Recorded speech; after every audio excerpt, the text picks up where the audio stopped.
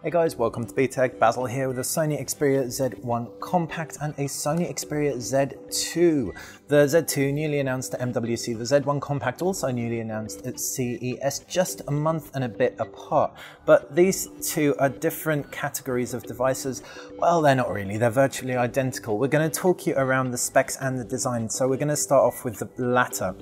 Both of these devices look very different, and that's probably the biggest difference between them. You've got a 5.2-inch display on the Sony Xperia Z2. It's got a gorgeous IPS panel, really nice, vibrant as well. But the design looks strikingly similar. You've got an omni-balance design approach to both of these. That means you've got the rectangular design we know and love and an aluminium unibody frame, making them both feel very nice and solid in the hand.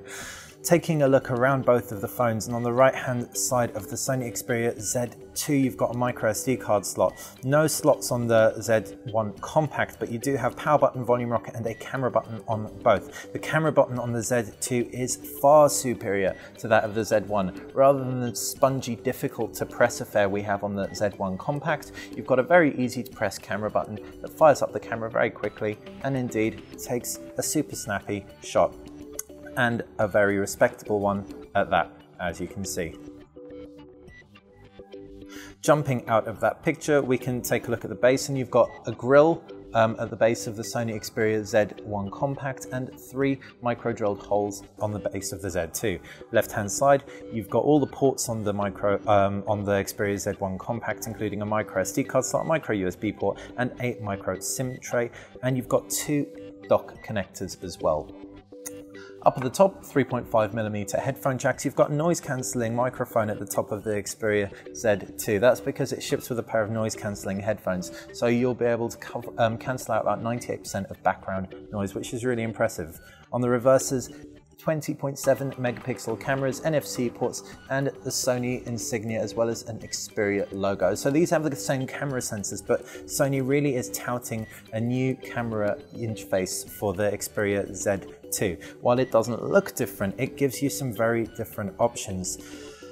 If we jump into the settings, you can see you've got 4K video as well as time shift video and background defocus. We're going to guess background defocus and time shift video, and maybe even the creative effects, etc., are going to make their way over to the Xperia Z1 Compact. But 4K video, probably not, because it doesn't have an MHL variant that can output 4K.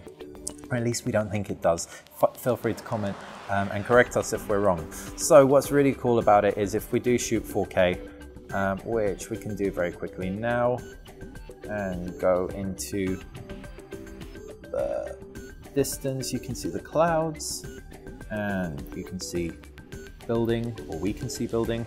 Now we will pull the camera back into frame so you can see exactly what we just saw. If you're outputting this to an HD television, you can actually output in 4K, and using the phone with the MHL, you can zoom in. So you can get a full HD experience even when you're zooming in, thanks to the fact you're recording at a much higher resolution than the TV actually supports. So this makes 4K actually have a purpose on your smartphone, which it hasn't really up until this point. As far as the displays go, 5.2 inches as opposed to 4.3 inches, so almost an inch apart. But they both pack the same IPS screen technology, a 720p panel on the Xperia Z1 Compact and a Full HD panel on the Xperia Z2. So both pack great viewing angles and look very, very nice indeed for their respective sizes. The interfaces are also a little bit different, but predominantly the same. If we pull down on the Sony Xperia Z1 Compact, you can see quick settings up top and notifications as well. If we pull down on the Xperia Z2, you can see just notifications on one whole screen, jump through onto quick settings, and then you can edit your quick settings. We don't know how many you can have a maximum of. We can keep tapping until, oh, it looks like you can have, well, plenty, absolutely plenty. So we're not going to count that, but if we pull down and jump through, you can see we've got 4x4. So that's a really nice amount, significantly more than the 10 that you can have on the Xperia Z1 Compact. Other UI tweaks include revised lock screen. So if we jump through onto that, we have to unlock the Xperia Z1 Compact with this grid, like shutter system, and you just swipe anywhere on the Xperia Z2. Jumping through the applications tray, it's a very samey experience, but swipe across, you've also got your key functions there. When we pinch though, that's when things get a little bit different. When we jump into themes, rather than just have a fixed number of themes, we can tap to add more from the Sony Select Store, as we can as in the latest update on the Xperia Z1 Compact, but it's much more integrated in here, illustrating your download themes up at the top. And that's really just aesthetic, predominantly the same user interface from Sony.